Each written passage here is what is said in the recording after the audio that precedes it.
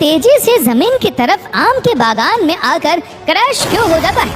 Crash के तुरंत बाद पूरा बागान आग का गोला बनकर धू धू करके जलने लगता है।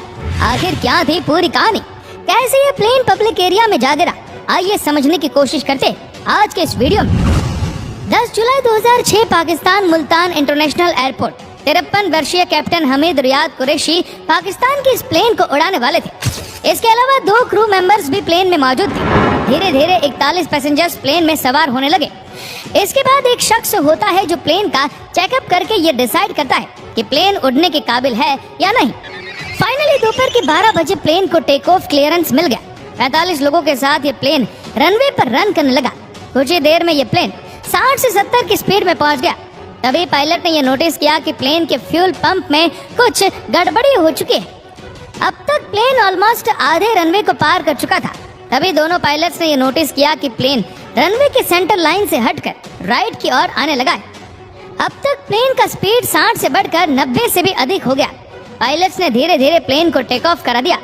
उधर एटीसी कंट्रोलर कॉकपिट में हो रही सारी घटनाओं को सुन रहा था। टेक ऑफ के दौरान ही एटीसी ने देखा कि प्लेन के राइट इंजन से धुआं निकल रहा है। उसने तुरंत कैप्टन कुरैशी को बताया। अब इतनी सारी गड़बड़ियों को देखते हुए कैप्टन कुरैशी ने यह डिसाइड किया कि हम वापस मुल्तान एयरपोर्ट में आकर लैंडिंग कर लेंगे। अब तो कॉकपिट में भी फायर अलार्म बजने लगा।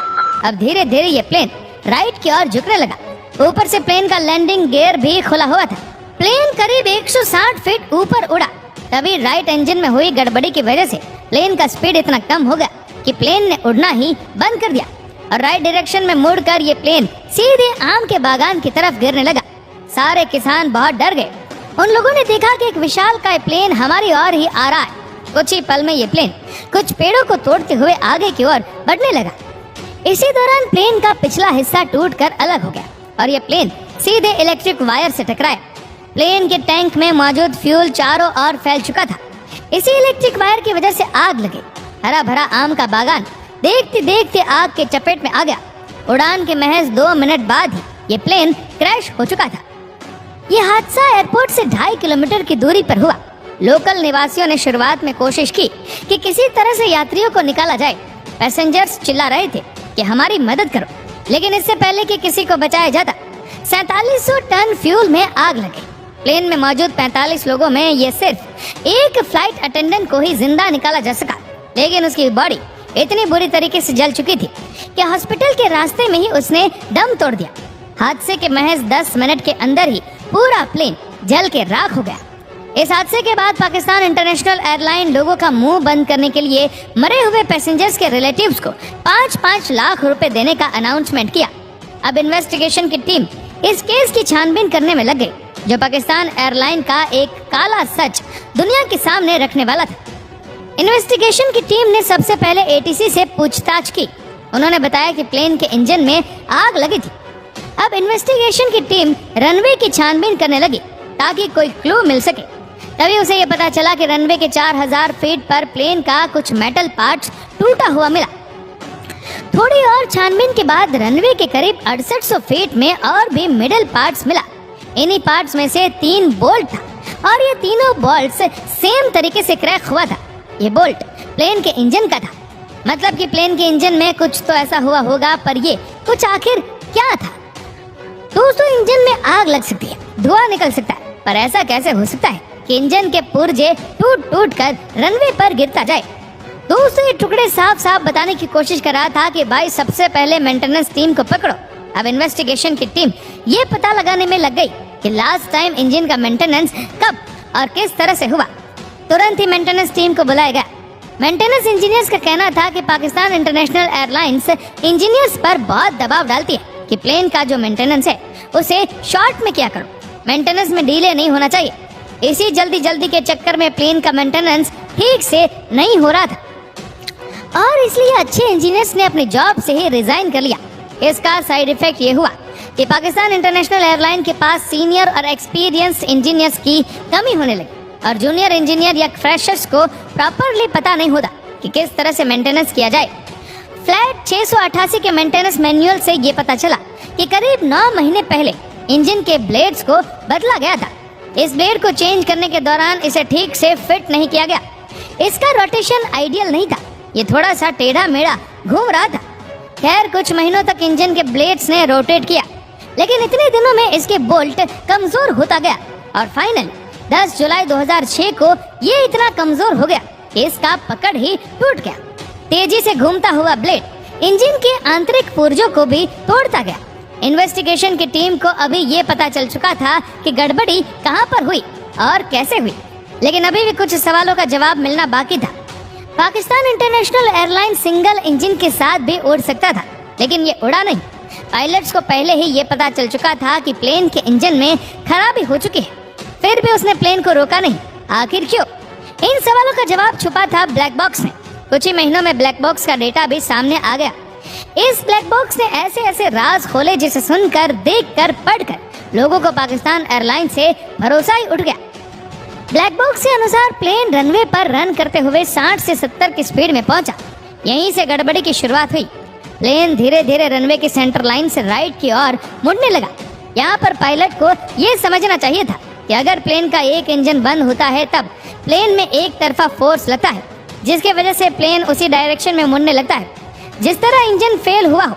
ये एक सिंपल सी फिजिक्स है और बच्चा बच्चा भी भली भांति इसे समझ सकता है, लेकिन पाकिस्तान एयरलाइन के पायलट ने इसे नोटिस भी नहीं किया और कोई एक्शन भी नहीं लिया और 60 से 70 की स्पीड में प्लेन को ब्रेक लगाकर रोका जा सकता था, पर पायलट ने ऐसा करना जरूरी नहीं समझा। इवन डिस्प्ले में भी ये शो कर रहा है कि प्लेन का इंजन कितना पावर जनरेट कर रहा है, और उन्होंने इसे भी इग्नोर कर दिया और प्लेन को सेंटर लाइन में लाकर इंजन की स्पीड को मैक्सिमम कर दिया। नतीजा 5 सेकंड के अंदर ही प्लेन का स्पीड बढ़कर V1 स्पीड को भी पार कर गया। V1 स्पीड को अगर हम सिंपल भाषा में समझे तो सपोज ये एक रनवे है। यहाँ पर एक प्लेन टेक ऑफ करने के लिए निकल पड़ता है, तभी पायलट्स को कुछ गड़बड़ी का अंदेशा होता है। पायलट तुरंत ब्रेक लगाता है, थ्रस्ट को डाउन करता है और प्लेन रनवे के खत्म होने से पहले रुक जाता है। ये बेसिकली एक दायरा होता है, ये डिसाइड करने के लिए कि प्लेन को टेक ऑफ कराना है या नहीं। अगर प्लेन का स्पीड V1 स्पीड से कम है तब प्लेन को रोका जा सकता है, लेकिन अगर प्लेन V1 स्पीड को पार कर देता है तब प्लेन को रोका नहीं जा सकता, चाहे प्लेन का इंजन भी फेल क्यों ना हो जाए। V1 स्पीड को पार करने के बाद प्लेन किसी भी कीमत पर रुक नहीं सकता, इसीलिए ऐसे प्लेन्स को टेक ऑफ करना ही पड़ता है। उधर प्लेन का राइट इंजन तो टूट टूट कर गिरना शुरू हो गया। राइट इंजन पूरी तरह से डेड हो गया। अब ऐसा भी नहीं था कि एक इंजन से प्लेन टेक ऑफ नहीं कर सकता। पाकिस्तान का ये विमान एक इंजन में भी सही सलामत टेक ऑफ कर सकता था, लेकिन पायलट की गलतियों का सिलसिला यहीं पर नहीं रुका। रूल के अनुसार V1 स्पीड के बाद अगर प्लेन का इंजन फेल हो जाता है तब प्लेन में एक तरफा फोर्स लगेगा, इसीलिए पायलट्स को सबसे पहले प्लेन को सीधा रखना होता है और इसके लिए पायलट्स को ट्रेनिंग भी दी जाती है।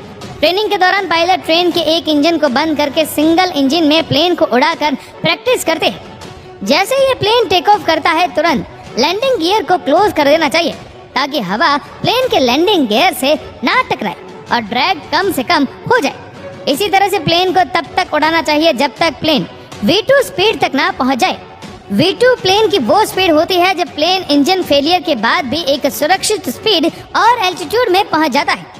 लेकिन टेक ऑफ के तुरंत बाद पायलट ने लैंडिंग गियर को क्लोज नहीं किया, जिसकी वजह से हवा तेजी से व्हील के साथ टकराने लगी और प्लेन धीमा होने लगा। इंजन फेलियर के कारण प्लेन राइट की ओर झुकने लगा, लेकिन पायलट ने प्लेन को सीधा करने की कोशिश भी नहीं की। प्लेन के साथ आखिर क्या हुआ? दोनों पायलट इसी सवाल का पता लगाने में लगे हुए थे और इसी चक्कर में वो प्लेन उड़ाना ही भूल गए। नियम के अनुसार इस प्लेन को एक सुरक्षित स्पीड और एल्टीट्यूड पर ले जाना चाहिए था। इसके बाद ये देखना चाहिए था कि गड़बड़ी कहाँ पर हुई है, लेकिन यहाँ पर ये प्लेन और भी मुसीबत में पड़ता जा रहा था और पायलट इस मुसीबत से बचने के बजाय ये पता लगाने में बिजी थे कि भाई ये मुसीबत कहाँ पर आई हुई है और कैसे हुई। खैर अब ये प्लेन झुकता रहा और धीरे धीरे ये प्लेन स्टॉल में चला गया। प्लेन को लिफ्ट मिलना बंद हो गया। पायलट्स कुछ भी नहीं करती, सिर्फ वो प्लेन उड़ाने की कोशिश करते तो ये प्लेन कभी भी स्टॉल में नहीं जाता। स्टॉल और प्लेन के झुकाव में बहुत गहरा रिश्ता है। सपोज अगर एक प्लेन का मिनिमम स्टॉल स्पीड 100 है तो वो प्लेन 100 की स्पीड में उड़ सकता है। अगर 100 से कम हो जाए तो प्लेन स्टॉल में चला जाएगा, मतलब कि लिफ्ट मिलेगा नहीं और ये क्रैश हो जाएगा। लेकिन अगर प्लेन थोड़ा सा झुका हुआ है तो इसकी मिनिमम स्पीड रिक्वायरमेंट्स बढ़ जाएंगी, इसीलिए प्लेन को सीधा उड़ाना चाहिए ना कि झुका के। पाकिस्तान एयरलाइन फ्लाइट के साथ भी ऐसा ही हुआ। प्लेन एक तरफ झुका था इसीलिए प्लेन जल्दी स्टॉल में चला गया। प्लेन अगर सीधा होता तो इतने स्पीड में आराम से उड़ सकता था, लेकिन प्लेन के झुकाव की वजह से इतने स्पीड में प्लेन को उड़ाना इम्पॉसिबल हो गया और फाइनली ये प्लेन क्रैश हो गया। सीधे सीधे कहे तो पाकिस्तान इंटरनेशनल एयरलाइन फ्लाइट के क्रैश होने की संभावना 1% भी नहीं थी, लेकिन एयरलाइन की लापरवाही की वजह से, मेंटेनेंस की लापरवाही की वजह से और पायलट्स की ढेर सारी गलतियों ने इस प्लेन को क्रैश होने पर मजबूर कर दिया। तो ये थी कहानी पाकिस्तान इंटरनेशनल एयरलाइन फ्लाइट। आपको ये वीडियो कैसा लगा हमें नीचे कमेंट करके जरूर बताएगा, और इस वीडियो को आप अपने तक सीमित ना रखें, जितना हो सके इस वीडियो को शेयर करें फेसबुक पर, व्हाट्सएप पर, यूट्यूब पर। और ऐसे ही और भी इंटरेस्टिंग वीडियोस को यूट्यूब पर देखने के लिए नीचे कमेंट सेक्शन में लिंक दी गई है, जिसके ऊपर क्लिक करके हमारे चैनल को आप सब्सक्राइब करें और बेल आइकन दबाएं, ताकि हमारे हर लेटेस्ट वीडियो की अपडेट्स आपको मिलती रहे सबसे पहले। और आप हमारे फेसबुक पेज को फॉलो करना मत भूलना। धन्यवाद।